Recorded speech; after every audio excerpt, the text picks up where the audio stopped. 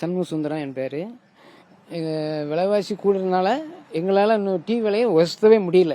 காரணம் என்ன, போர் நடக்குங்காங்க. போர் நடக்குனால நாங்கள் ஒன்றும் செய்ய முடியாது. ஏன்னா இங்கே வந்து கடைகளும் அதிகம். இந்த ஊரில் வேற பொருளாதாரம் ரொம்ப கம்மி. எப்படி ஒன்றுமே எங்களால் செய்ய முடியல. நாங்கள் கஷ்டப்பட்டுட்டு தான் இருக்கோம். விலைவாசியை கூட்டினா எங்களுக்கு வியாபாரம் குறைஞ்சிரும். மெயினாக தான். இது நாங்கள் 25 வருஷம் மேலே இருக்கோம் சார்.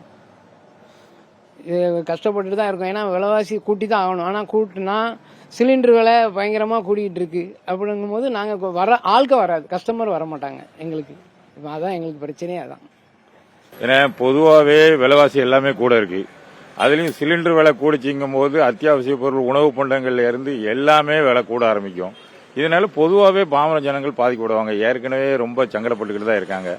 அதுவும் இந்த விலைவாசி கூடும் போது மேலும் சங்கடப்படுவாங்க. இதை அரசாங்கம் தான் கொஞ்சம் பார்த்து எடுத்து ஆவணமா பேசி, இந்த சண்டை நடக்கு தெரியுது இருந்தாலும் அதை கொஞ்சம் பேசி கொஞ்சம் சமாளிச்சு கொஞ்சம் விலையை கொஞ்சம் கட்டுக்குள்ள கொண்டு வரதுக்கு நீங்க தான் பார்த்து ஏற்பாடு பண்ணணும். இந்த வியாபாரம் ஏற்கனவே வியாபாரம் இப்போ எக்ஸாம் நடக்கிறனால வியாபாரம் ரொம்ப மோசமாக இருக்கு. இந்த நேரத்தில் வணிக சிலிண்டர் ஏறும்போது எங்கள் வியாபாரிகள் ரொம்ப பாதிக்கு. அதனால அரசாங்கம் இருந்து வணிக சிலிண்டர் குறைக்கிறதுக்கு மனமுயற்சியோடு முடிவெடுத்து எங்களுக்கு உதவும்படி அரசு ஆளை கேட்டுக்கொள்கிறோம். வணக்கம், என் பேர் நீலகண்டன். நாங்கள் திருவண்ணாமலை மாவட்டத்தில் இந்த கடை 30 வருஷமா நடத்திட்டு வரோம். இது வரைக்கும் எங்களுக்கு 10 சிலிண்டர் தட்டுப்பாடு வந்ததே இல்லை. அப்படியே வந்த விலை ஏறும் இறங்கும், அது ஒரு 2ஆம் பட்சம். ஆனால் இப்போ ஒரு 5 வருஷமாகவே 10 சிலிண்டர் வந்து விலை ஏறவே இல்லை.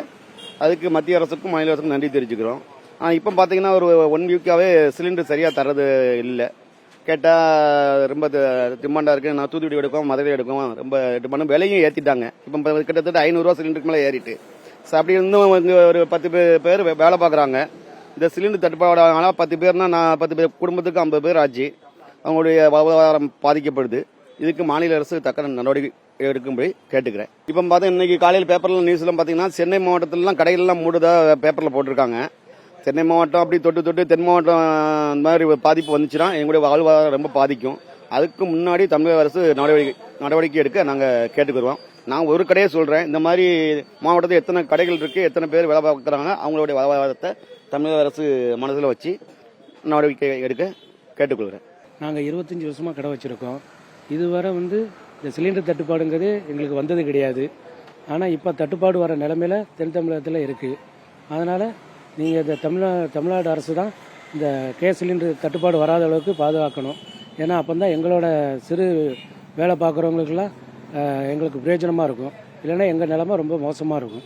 அதை நீங்கள் தான் தட்டுப்பாடு வராமல் தமிழ்நாடு அரசு பாதுகாக்கணும். ஐயா, என் பேர் கண்ணன். என்ன திருநெல்வேலி டவுனு.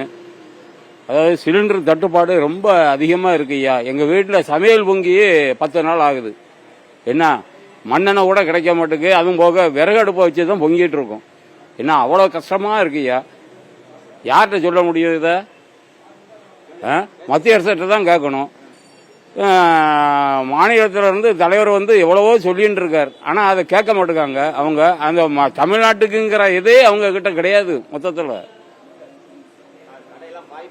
என்ன டீ கடையில இருந்து எல்லா கடையும் பாதிப்பு, சிலிண்டர் இல்லாம அவ்வளோ கஷ்டப்பட்டு இருக்காங்க.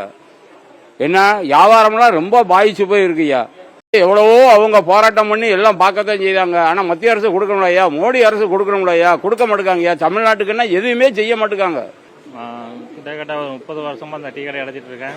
கிட்டத்தட்ட ஒரு சிலிண்டர் வேலை அணையாக ஏறதா மெட்ராஸில் கடையை அடைக்கப்படுகிறது. மாநிலங்கள் மத்திய அரசு உடனடியாக நடவடிக்கை வேண்டும். தமிழ்நாட்டுக்கு தேவையான சிலிண்டர்களை மீண்டும் அனுப்ப வேண்டும்.